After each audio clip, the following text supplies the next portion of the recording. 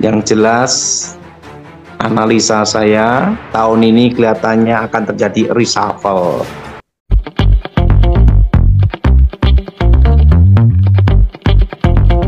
Shalom sahabat terang kemuliaan, apa kabar kalian semua? Senang rasanya bisa berjumpa lagi dengan kalian semua. Kiranya damai sukacita Allah dan kebaikan Tuhan selalu bersama dengan kalian. Diberikan kemudahan panjang, diberikan kesehatan sempurna, dan juga tentunya diberikan rezeki yang berlimpah, dijauhkan dari segala sakit penyakit dan berbahaya.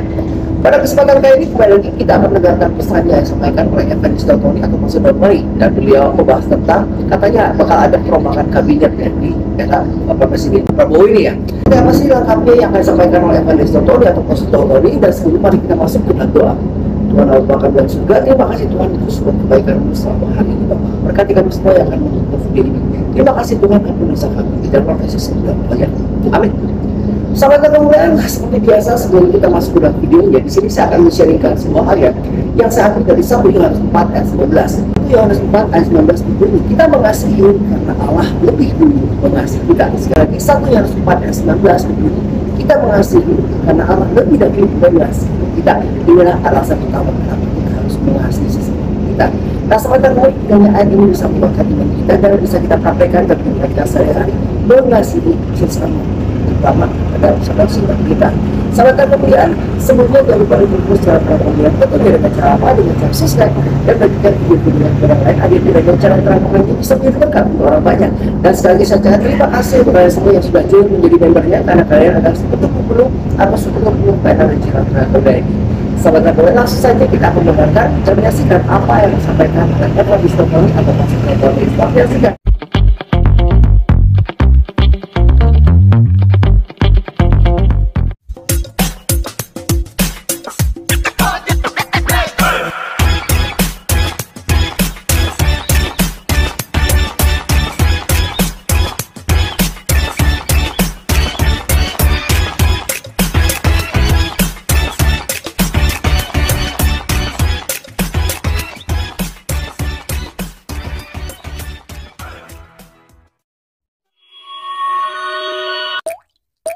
Bebas dari kutuk, bebas kegelapan. Berkati firman, berkat kami semua Tuhan, di dalam nama Yesus. Amin. Mau tanya apa Ibrahim?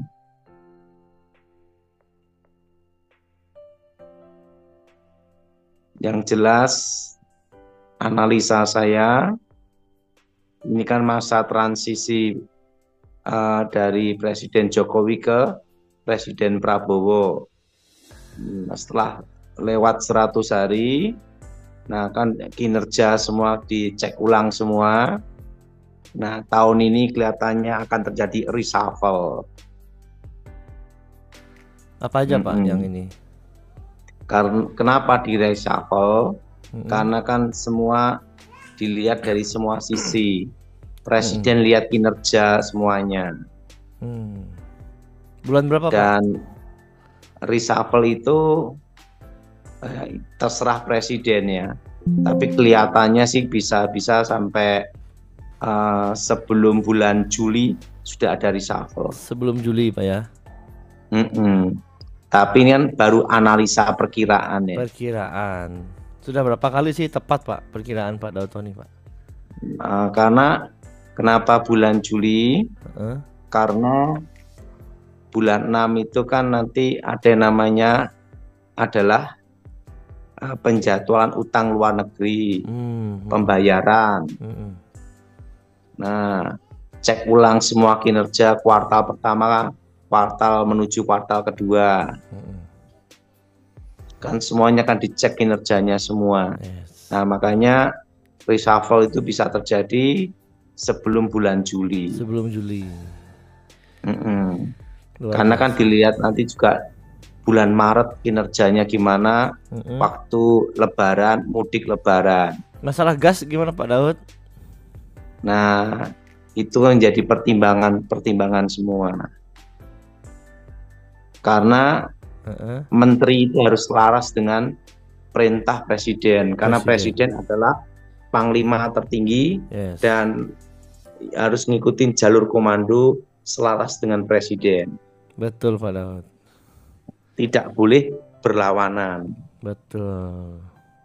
Jadi analisa saya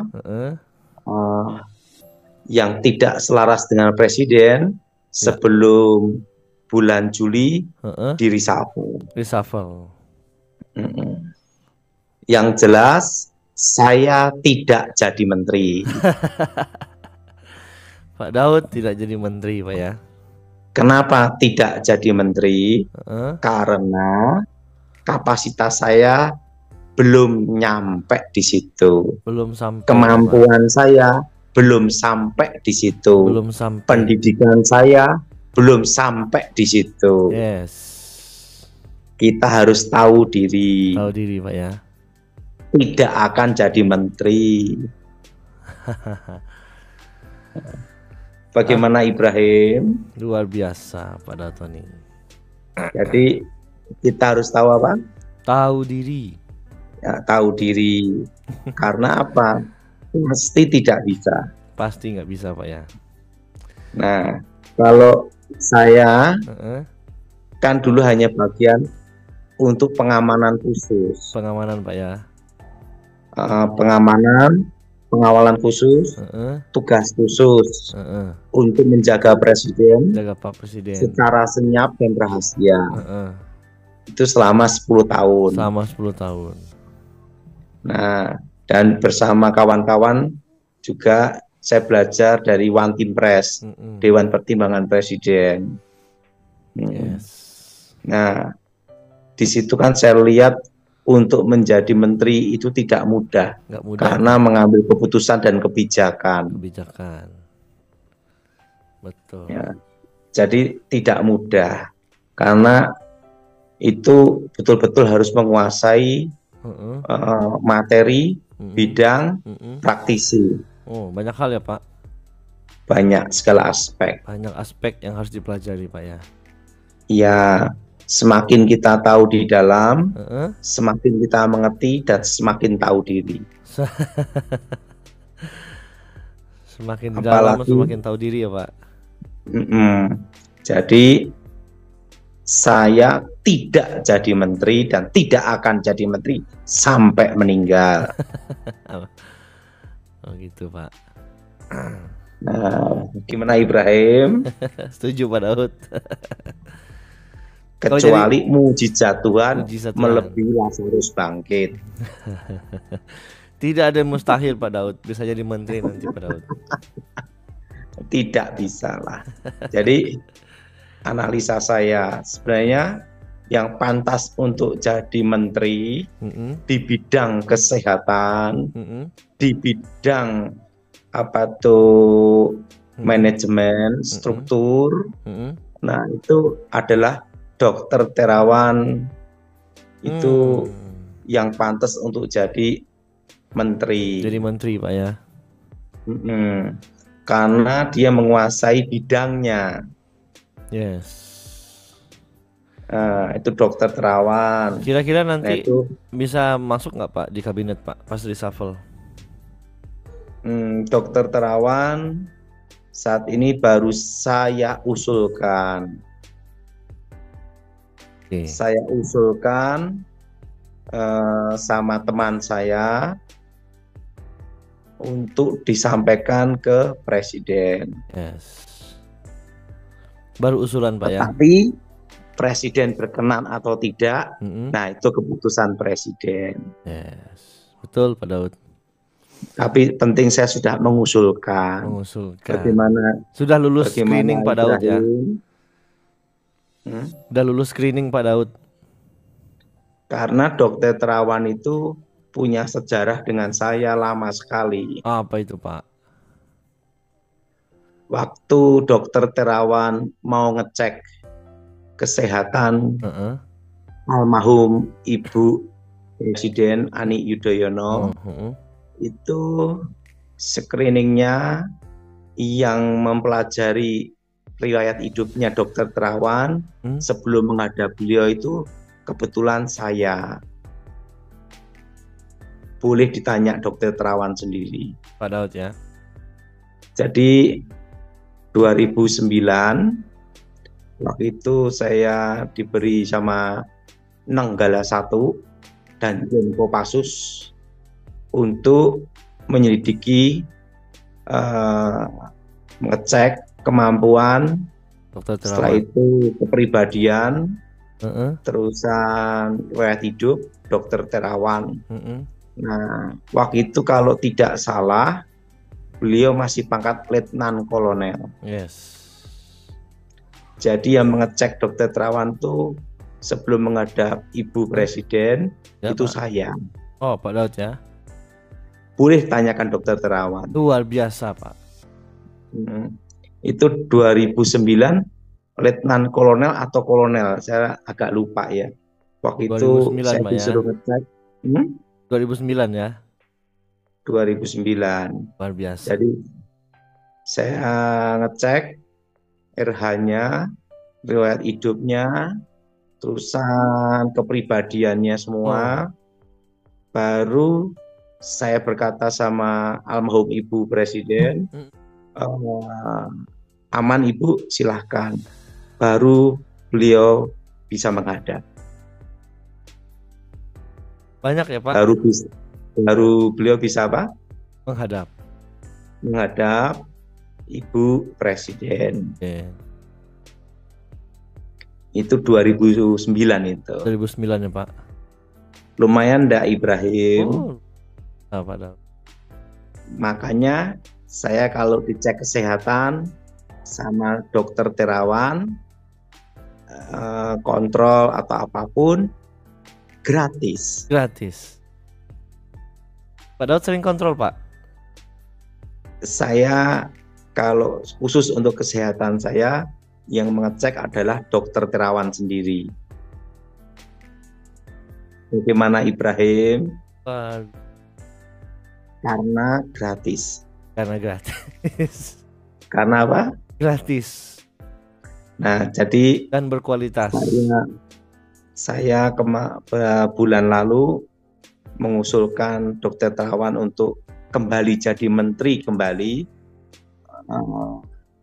sama Mayor Jenderal Gleni Kerupan yang selalu dekat dan di samping Bapak Presiden Prabowo Subianto, untuk saya minta disampaikan supaya Dokter Terawan kembali jadi menteri kembali.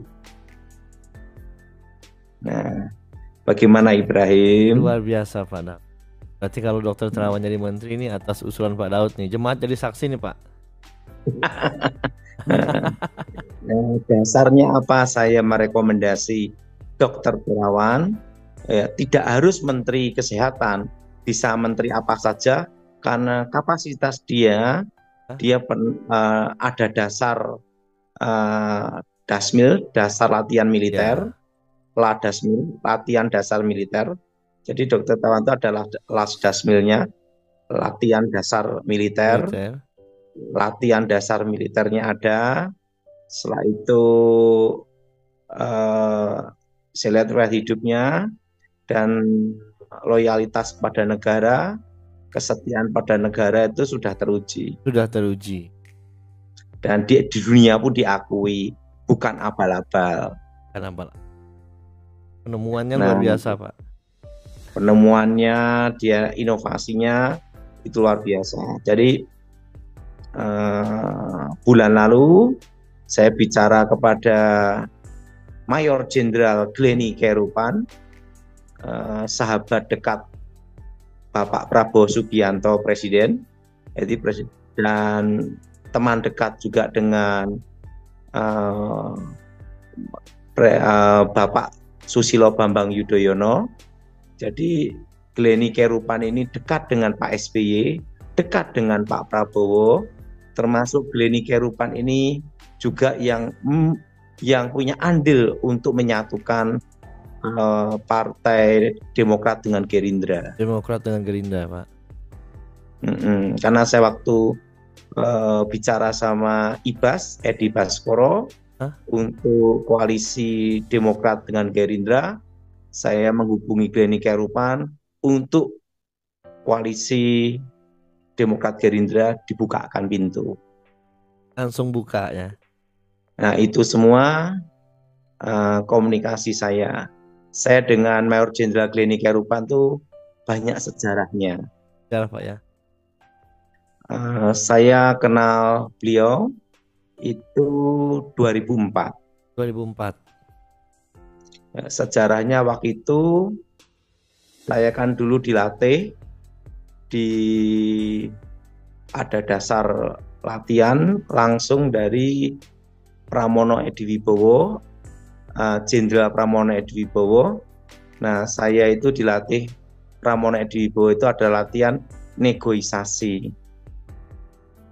Seperti apa itu, Pak? Saya itu negosiasi pembebasan sandera. Jadi bagaimana cara menegosiasi. Jadi saya dilatih bagaimana sebagai negosiator itu gimana itu, dan saya langsung dilatih sama Pramono Ediwibowo. Dan saksinya adalah ajudan beliau yang namanya Kusnanto, Parman, itu tahu semua.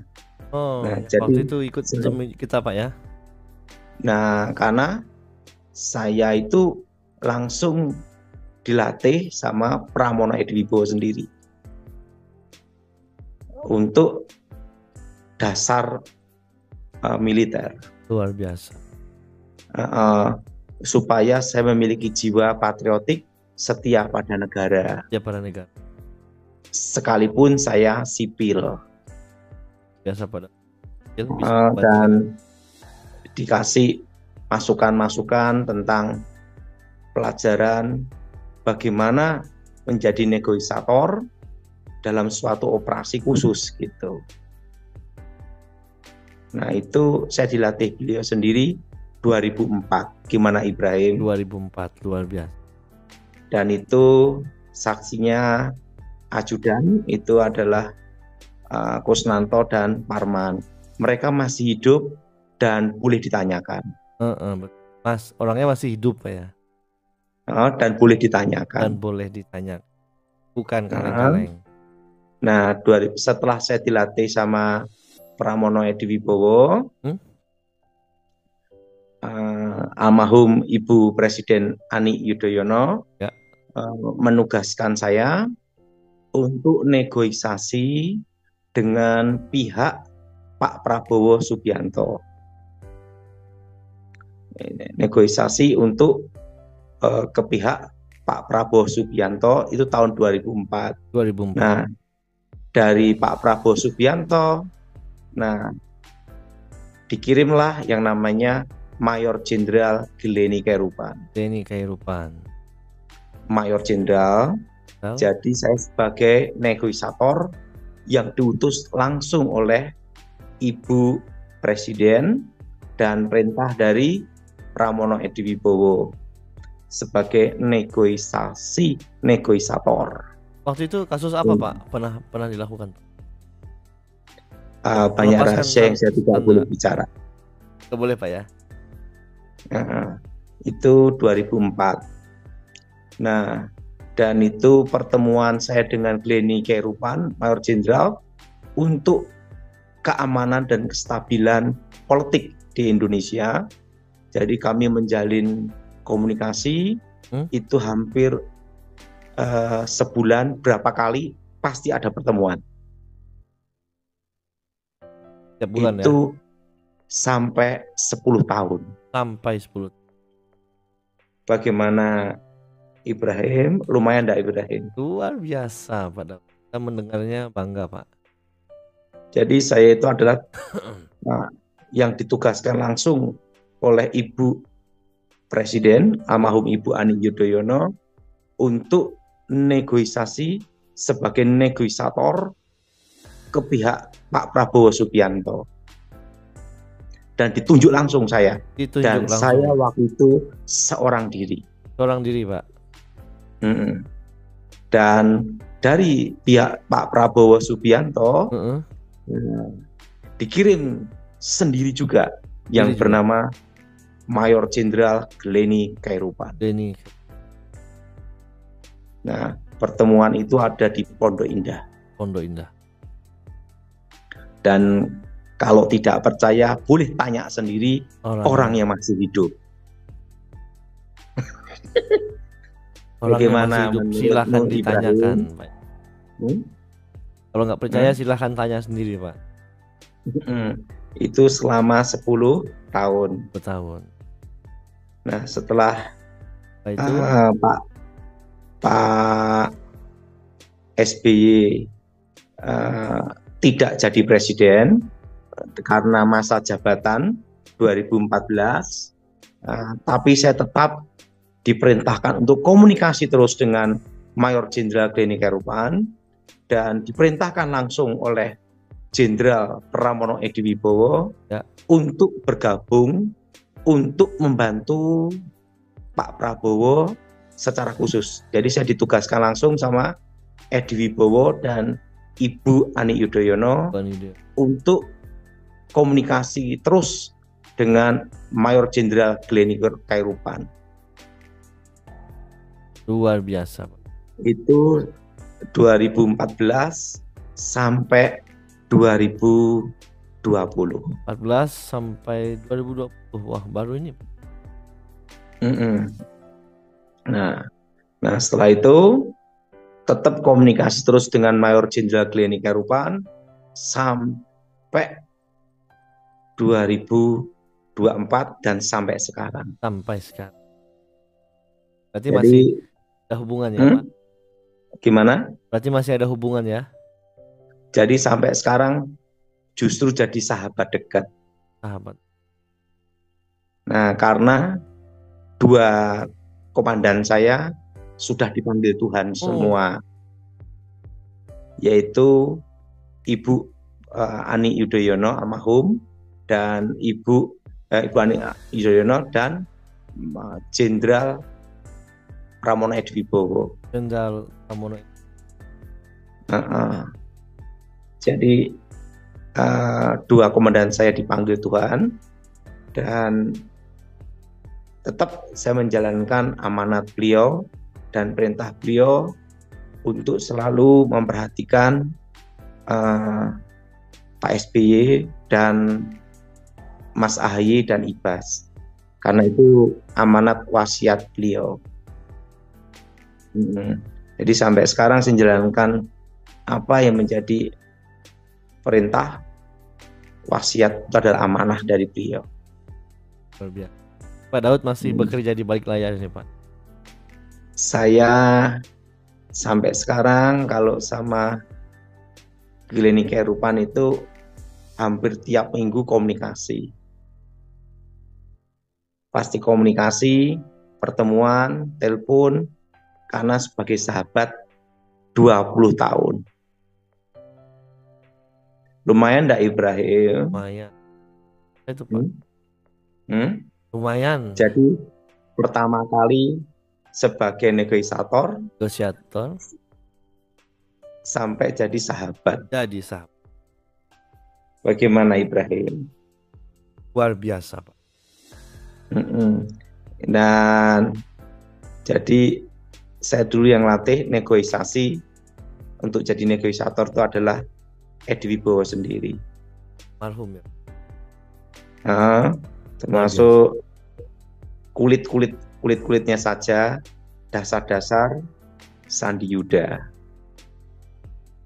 Ya, jadi supaya saya paham waktu negosiasi itu. Tapi itu hanya kulitnya saja. Kulitnya saja.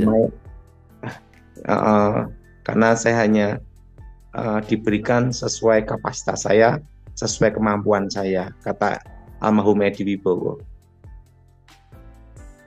Gimana menurutmu, Ibrahim? Luar biasa, Pak. Pengalaman yang ini. Jadi sampai sekarang saya tetap selalu memperhatikan Mas Ibas dan Mas AHY sesuai amanah yang diberikan. Berarti Pak Daud tetap melindungi mereka? Saat ini saya hanya menunggu apapun perintah dari kedua anak ibu itu juga, Ibu Ani Yudhoyono. Jadi 20 tahun, lumayan enggak, Ibrahim? Lumayan, Pak Daud. 20 tahun, Pak. Saya masih kecil, Pak Daud sudah di 20 tahun. Dan dulu bagian negosiator.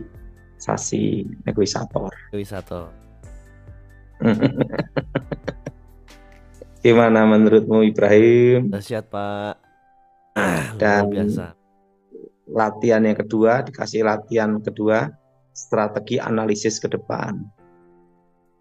Langsung yang melatih Pramono Edi Wibowo yang namanya olah yuda. Memperhitungkan pertempuran atau membuat strategi. Nah, itu yang ngajar Pramono Edi Wibowo. Tidak lama saya dilatih beliau 10 tahun. 10 tahun itu lama, Pak. Dan saya dulu melekat di sampingnya beliau.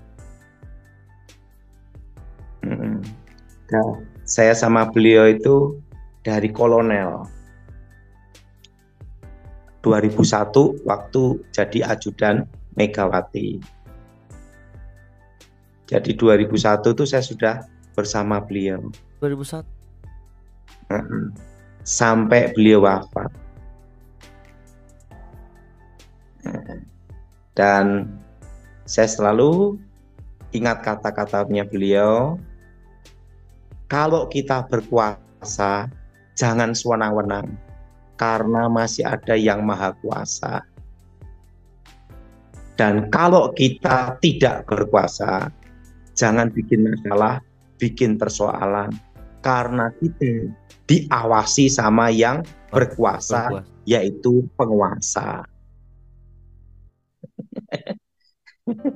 Yaitu, jadi jadilah warga yang baik, warga negara yang baik. Di atas penguasa masih ada penguasa. Oke. Katanya Pak jawab Pak Daud ya. Oke, silakan Gunawan dan dari Bandung. Ya, silakan. Ya, saya mau didoain sama Pak Daud Tony. Saya luka batin, Pak Daud, sakit hati, marah, dendam. Udah 1,5 tahun, saya pengen bunuh diri atau saya pengen bunuh orang. Setiap hari 1,5 tahun, saya dikejar-kejar percabulan berupa slice, suara, emosi saya tidak terkendali. Saya menderita sekali, Pak. Bahkan kita doa itu ya. Kita doa itu ya. Ya, angkat tangan. Darah Yesus hancur kutuk. Darah Yesus hancurkan mantra. Darah Yesus hancurkan jimat. Darah Yesus bebaskan. Demi nama Tuhan Yesus, roh-roh jahat, roh-roh terkutuk, roh-roh kegelapan keluar. Demi nama Yesus. Dalam nama Darah Yesus hancurkan kutuk. Darah Yesus hancurkan mantra. Darah Yesus bebaskan. Demi nama Yesus, roh-roh jahat keluar. Amin. Amin. Lanjut.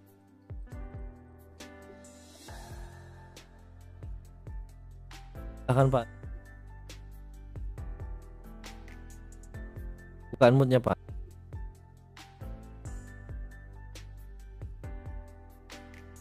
Ya, silakan Pak Aris. Ya, izin Pastor Daud. Ini ya. Pergumulan saya ini di adik saya sama keluarga saya yang jauh. Adik saya ini di Makassar, di Toraja dia. Terus orang tua saya di Makassar. Orang tua adik saya ini sudah lama saya minta untuk meninggalkan Toraja karena ternyata selama di Toraja dia seperti malas gitu. Dan kami orang tua saya itu gelisah terus di Makassar karena adik saya ini seperti cuek dengan dia punya kehidupan. Ya, kita doa ya. Sekarang namanya siapa? Christine Ellen Matantu. Ya, kita doa.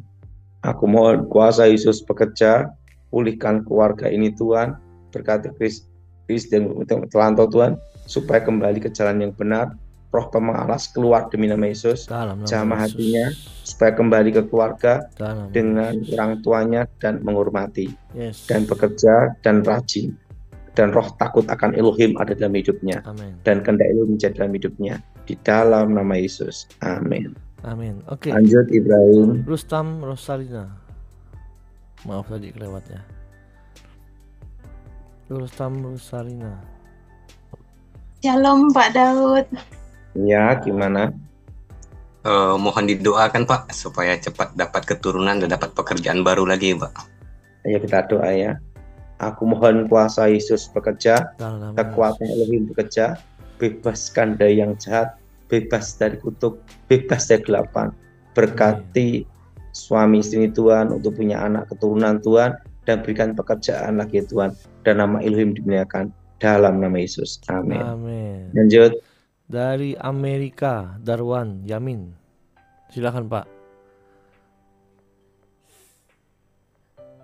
Pak Darwan, ya silakan. Pak Daud, saya di dalam kepala ada suara berdenging itu kenapa ya Pak? Ya kita doa ya. Yang jelas ini bukan setan. Bukan setan kita Pak. Doa. Darah Yesus hancurkan kutuk. Darah Yesus hancurkan mantra. Amin. Darah Yesus bebaskan. Amin. Demi nama Yesus roh jahat keluar. Amin. Lanjut. Terakhir Vicky. Silakan Pak Vicky. Selamat malam Bapak. Ya. Habis operasi ambeien dan masa pemulihan. Sakit Bapak, dan apalagi pada saat BAB sakitnya luar biasa Bapak. Ya, kita doa ya kesembuhan. Aku mohon kuasa Yesus bekerja, dari Yesus bebaskan, sembuhkan dari penyakit ambeien, dari penyakit dalam badannya normal, sembuh segala kutuk penyakit keluar demi nama Yesus. Dalam nama Yesus. Dari suntikan sembuhkan dalam nama Yesus. Amin. Amin. Oke, terima kasih. Sobat Terkubur, itu tadi apa yang disampaikan oleh Evangelis Tony atau Pastor Tony. Kiranya apa yang disampaikan bisa kita cerita dengan baik. Dan apabila ada di antara kalian semua yang terluka dan ingin didoakan oleh Evangelis Tony, silahkan dihubungi nomor WhatsApp yang tertera di kolom deskripsi. Baru pelayanan Zoom yang dilakukan oleh Yerta Ministry ataupun LSTB. Kita doakan bersama-sama agar kiranya Evangelis Tony atau Pastor Dr. Islam diberikan kesehatan agar beliau dapat melakukan pelayanan dengan baik dan juga membawakan kabar baik untuk kita semua. Selamat datang sampai di sini video kita kali ini, dan jangan lupa untuk secara terang kemudian tentunya dengan cara apa? Dengan cara subscribe dan bagikan video ini kepada yang lain agar kiranya cara terang ini bisa menjadi berkat yang banyak. Dan sekali lagi apabila kalian ingin bergabung atau mensupport mendukung pelayanan dari cara terang ini, silakan join menjadi membernya dengan cara klik tanda join atau tombol join di beranda dari cara terang ya. Selamat datang sampai di sini video kita kali ini, dan kita akan tutup dengan doa. Tuhan Allah Bapa kami yang telah sudah, terima kasih Bapak untuk saya sampaikan. Terima kasih Bapak tidak apa yang bisa kami senang. Terima kasih Bapak untuk kami semua, untuk kami kami semua di dalam nama Yesus. Amin. Selamat datang sampai di sini video kita kali ini, dan saya berdoa untuk kalian semua kiranya keberkatan Tuhan bersama dengan kalian, diberikan umur yang panjang, diberikan kesehatan sempurna, dan juga tentunya diberikan rezeki yang berlimpah, dijauhkan dari segala sakit penyakit dan bahaya. Kita bertemu lagi di kesempatan. Tuhan Yesus memberkati. Beginilah firman Tuhan, penebusmu, yang Maha Kudus, Allah Israel. Akulah Tuhan, Allahmu, yang mengajar engkau tentang apa yang memberi faedah, yang menuntun engkau di jalannya harus kau tempuh. Maka Yesus berkata pula kepada orang banyak, katanya, Akulah terang dunia, barang siapa mengikut aku, ia tidak akan berjalan dalam kegelapan, melainkan ia akan mempunyai terang hidup. Kata Yesus kepadanya, Akulah jalan dan kebenaran dan hidup. Tidak ada seorang pun yang datang kepada Bapa kalau tidak melalui aku. Tuhan Yesus memberkati.